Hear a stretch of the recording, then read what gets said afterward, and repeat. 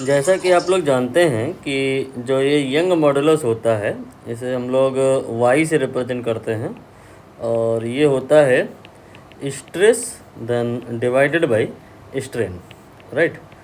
अब एक और बात होती है क्या कि स्ट्रेस जो होता है अगर हम बढ़ाते जाएं तो एक ऐसी कंडीशन आती है कि फिर वायर ब्रेक कर जाता है।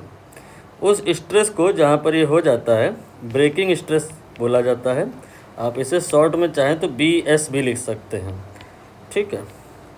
और ब्रेकिंग स्ट्रेस पर आई होप आप समझ गए होंगे कि जो एलोंगेशन होगा वो भी मैक्सिमम होगा, क्योंकि इसके बाद एलोंगेशन होगा ही नहीं, इसके बाद तो वायर ब्रेक ही हो गया है।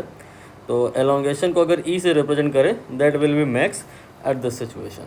तो यहाँ पर हम यंग मॉडुलस देख पा रहे हैं, गिवन है दैट इज़ 2 × 10⁻11। नाउ स्ट्रेस ये क्वेश्चन में दिया हुआ है, इलास्टिक लिमिट लिखा हुआ है ना, ये इलास्टिक लिमिट और ब्रेकिंग स्ट्रेस दोनों एक ही बात है। इलास्टिक लिमिट कह लो और चाहे ब्रेकिंग स्ट्रेस कह लो। ये गिवन है यहाँ पर 8 × 10⁸, राइट।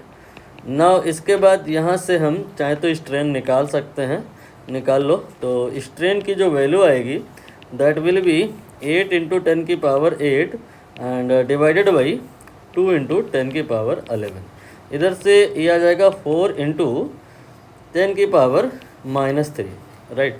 अब स्ट्रेन होता क्या है, एज यू नो कि स्ट्रेन जो होता है यूनिट लेंथ में एलोंगेशन, यानी कि एलोंगेशन अगर ई हुआ है और लेंथ वायर की एलोंगेशन के पहले अगर एल थी तो ई divide by L will be strain.